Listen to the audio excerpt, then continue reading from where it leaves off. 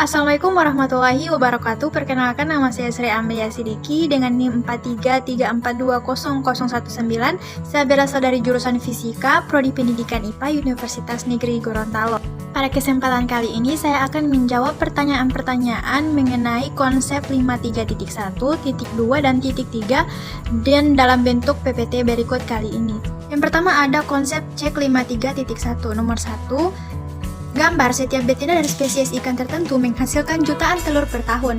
Gambar dan beri label kurva kelangsungan hidup yang paling mungkin untuk spesies ini dan jelaskan pilihan Anda. Nah, pertanyaan yang lihat label kurva kelangsungan hidup yang paling mungkin untuk spesies ini adalah sebagai berikut. Perhatikan gambar di sini di mana kurvanya itu akan naik turun seperti terlihat pada gambar berikut. Selanjutnya pertanyaan nomor 2, bagaimana jika bayangkan Anda sedang membuat tabel kehidupan seperti tabel 53.1 untuk populasi tupai tanah building yang berbeda. Jika 485 individu hidup pada awal tahun 01 sampai 1 dan 218 masih hidup pada awal tahun 1 sampai 2, berapa proporsi yang hidup pada awal setiap tahun tersebut? Lihat kolom 3 pada tabel 53.1. Nah, berdasarkan tabel 53.1, perhatikan. Coba perhatikan kolom ketiga 2 sampai 3 tahun. Nah, setelah melihat kolom, kita bisa menjawab pertanyaan. Nah, diketahui 485 individu hidup pada awal tahun 0 sampai 1 dan 218 masih hidup pada awal tahun 1 sampai 2. Ditanya berapa proporsi yang hidup pada awal setiap tahun tersebut. Nah, jadi penyelesaiannya 485 dibagi 218 sama dengan 2,22 dan 218 dibagi 485 sama dengan 0,44. 2,22 merupakan rata-rata jumlah hidup betina dan 0,44 merupakan proporsi kehidupan. Selanjutnya soal nomor 3. Membuat hubungan seekor ikan stickleback jantan menyerang jantan lain yang menyerang wilayah sarangnya. Lihat gambar 51.2a. Prediksikan kemungkinan pola penyebaran stickleback jantan dan jelaskan alasan Anda. Nah, seperti yang Anda lihat pada gambar ini, seekor jantan stickleback menyerang stickleback jantan lainnya yang menyerang wilayah sarangnya. Kulit merah panjantan pengganggu kiri bertindak sebagai stimulus tanda yang melepaskan perilaku agresif. Nah, jadi jawaban saya itu dengan menggunakan pola tindakan tetap, di mana jika dilihat berdasarkan gambar di samping itu, seekor jantan stickleback itu tidak akan menyerang model dari stickleback jantan lain jika tidak memiliki perut merah, tapi ia akan menyerang model lain. Nah, betapapun tidak realistisnya yang memiliki perut merah, perilaku agresif ini dipicu oleh stimulus tanda merah daripada pengenalan berdasarkan kombinasi fit. Selanjutnya konsep cek 53.2 nomor 1. Jelaskan mengapa tingkat pertumbuhan per kapita atau R konstan untuk suatu populasi menghasilkan kurva berbentuk J. Pertumbuhan populasi berarti perubahan ukuran populasi pada periode waktu tertentu. Grafik yang menggambarkan secara aritmatik laju pertumbuhan populasi dirumuskan dN per dt sama dengan Rn, dikenal sebagai kurva berbentuk J atau kurva laju pertumbuhan eksponensial. Kurva pertumbuhan eksponensial secara teoretik pada keadaan lingkungan yang ideal di mana tidak ada faktor lingkungan fisik atau biotik yang membatasi laju pertumbuhan intrinsik yang maksimum, maka populasi tumbuh secara eksponensial atau kemampuan populasi tumbuh membentuk kurva eksponensial disebut dengan potensi abiotik. Pertanyaan yang kedua, di mana pertumbuhan eksponensial oleh populasi tanaman lebih mungkin terjadi di daerah di mana hutan dihancurkan oleh kebakaran atau di hutan dewasa yang tidak terganggu? Untuk menjawab pertanyaan tersebut, kita harus tahu dulu populasi adalah bentuk kumpulan organisme yang paling sederhana pada suatu komunitas karena hanya terdiri dari satu spesies saja. Itu menurut Yulianti tahun 2005. Misalnya diasumsikan bahwa dalam suatu ekosistem terdapat satu spesies dengan persediaan makanan yang cukup. Jika NT menyatakan banyak populasi pada saat 1 dengan T lebih besar 0, maka Habermas 1997 mendefinisikan bahwa laju pertumbuhan populasi pada interval waktu disebut dengan delta T atau dirumuskan dengan RT NT tambah delta T kurang NT per delta T NT. Untuk lebih jelasnya, perhatikan rumus-rumus pada PPT berikut ini.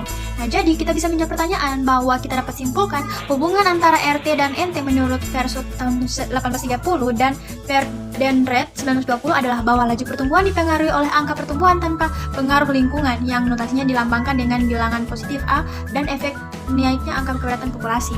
Nah, jadi meskipun terjadi kebakaran di hutan tersebut, itu tidak akan mempengaruhi populasi pada lingkungan itu. Dan yang ketiga, bagaimana jika pada tahun 2014 Amerika Serikat memiliki populasi 320 juta orang jika perubahan tahunan per kapita dalam ukuran populasi R adalah 0,05, berapa banyak orang yang ditambahkan ke populasi tahun itu ketika mengabaikan imigrasi dan emigrasi? Apa yang perlu Anda ketahui untuk menentukan apakah Amerika Serikat saat ini mengalami pertumbuhan eksponensial?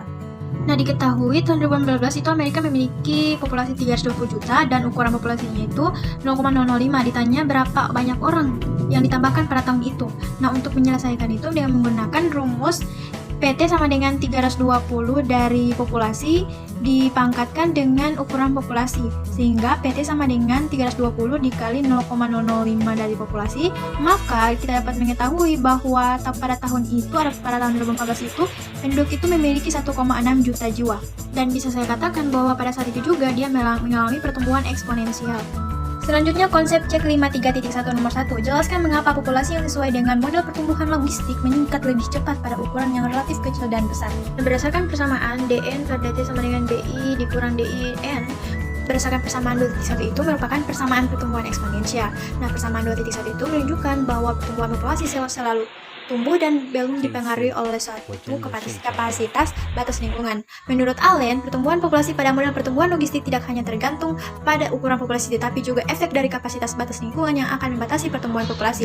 Maka akan dituliskan persamaan untuk B1 dan D1 sehingga dapat didapatkan persamaan yang tergantung pada suatu kapasitas batas lingkungan. Nah, dengan itu kita bisa menjawab pertanyaan mengapa dia turun dan naik, karena tingginya kepadatan populasi itu akan menurunkan laju kelahiran dan meningkatkan laju kematian yang dapat dinyatakan dengan rumus B1 BI sama dengan B dikurang A. Berikut soal nomor 2. Bagaimana jika mengingat perbedaan garis lintang dalam intensitas sinar matahari?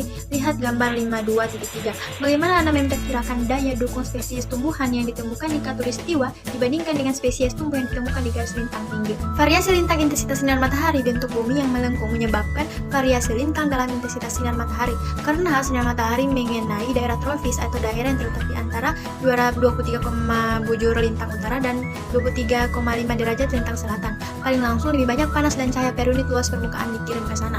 Pada lintang yang lebih tinggi, sinar matahari menyerang bumi pada sudut miring.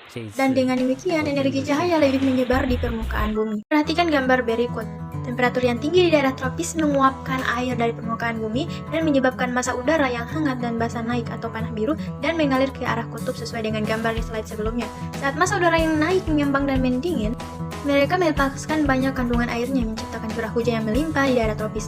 Massa udara di daratan tinggi yang sekarang kering turun panas coklat menuju bumi sekitar 30 derajat utara dan selatan, menyerap kelembapan dari daratan dan menciptakan iklim gersang yang kondusif bagi perkembangan gurun yang umum di garis lintang tersebut. Nah, sebagai dari daerah dingin dan kering yang naik kemudian mengalir ke kutub, di mana ia turun dan mengalir kembali ke khatulistiwa dan menyerap kelembapan dan menciptakan iklim yang relatif tidak hujan dan sangat dingin di daerah kutub tersebut. Dan nomor yang terakhir, yang ketiga itu buat hubungan misalkan perubahan kondisi lingkungan yang tiba-tiba menyebabkan penurunan daya dukung populasi yang cukup besar.